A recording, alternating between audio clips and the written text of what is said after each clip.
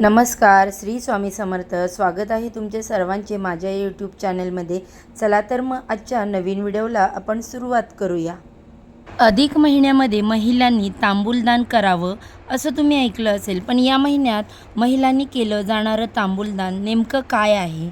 विवाहित महिला अधिक महिनाभर तांबूलदान का करतात? यामागे अखंड सौभाग्य, पापमुक्ती आणि लक्ष्मी प्राप्तीचं गूढ दडलंय का?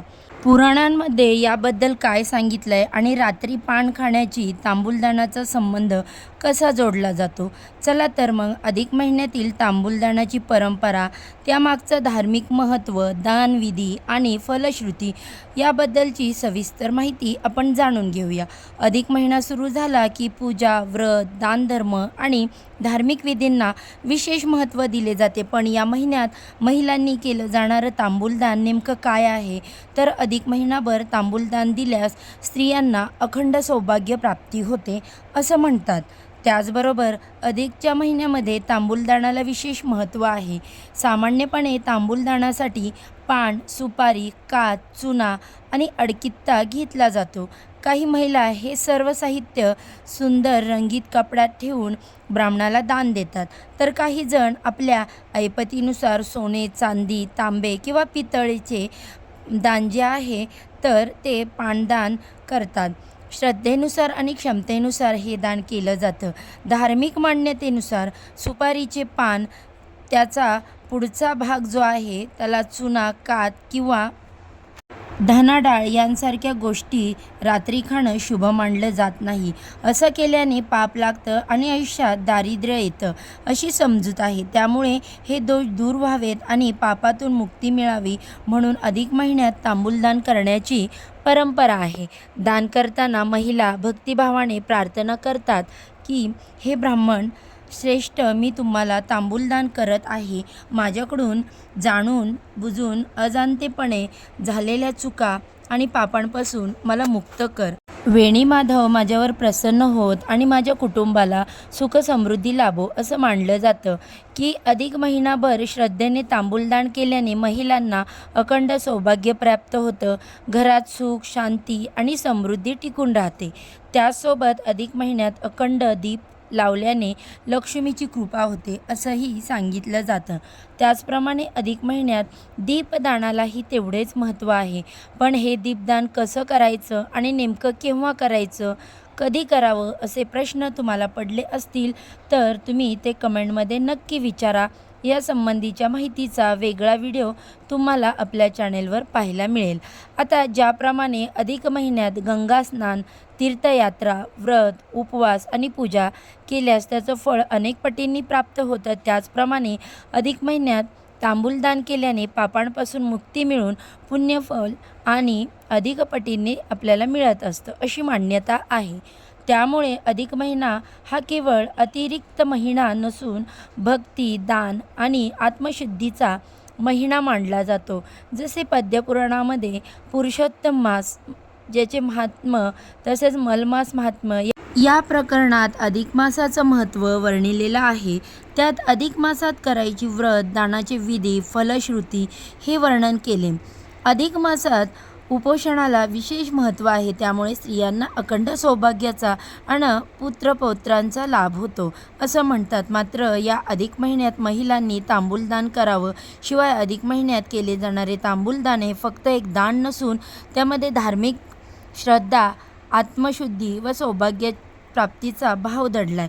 पद्मपुराणातील पुरुषोत्तम मास महात्म्यानुसार अधिक महिन्यात केलेले दान, पूजा आणि व्रत हे अनेक पटींनी फळ देते. त्याचप्रमाणे या काळात महिलांकडून श्रद्धेने तांबूलदान केले जाते.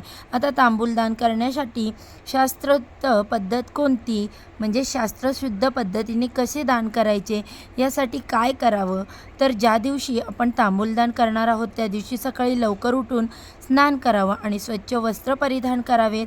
शक्य असल्यास लाल किंवा पिवळ्या रंगाचे किंवा हिरव्या रंगाचे पारंपरिक कपडे परिधान करावेत आणि त्यानंतर देवघर स्वच्छ करून भगवान श्रीहरी विष्णू, माता लक्ष्मी किंवा वेणी माधवची पूजा करावी. वेणी माधव यांना वात लावून आपण दीपदानसुद्धा करू शकतो। आता बघा, पूजा करताना तुपाचा दिवा लावावा, फुले अर्पित करावी आणि ओम नमो भगवते वासुदेवाय नमः किंवा श्री विष्णवे नमः या मंत्राचा जप करावा। त्यानंतर तांबूलदानासाठी साहित्य तयार करावं। त्यात विड्याचं पान, सुपारी, कात, चुना, अडकित्ता, हळद, कुंकू, फुलं आणि दक्षिणा ठेवावी। काही महिला हे सर्व सुंदर रंगीत कापडात बांधतात।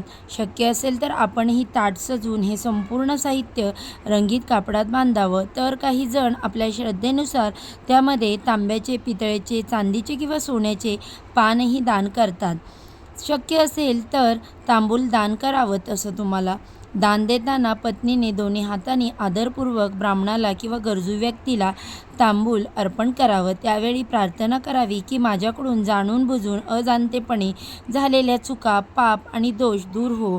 माझ्या कुटुंबावर भगवान श्री हरिविष्णू आणि माता लक्ष्मी यांची अखंड कृपा राहो। अशा प्रकारे तांबूलदान करून ज्याला आपण देतो त्याचे आशीर्वाद घ्यावेत।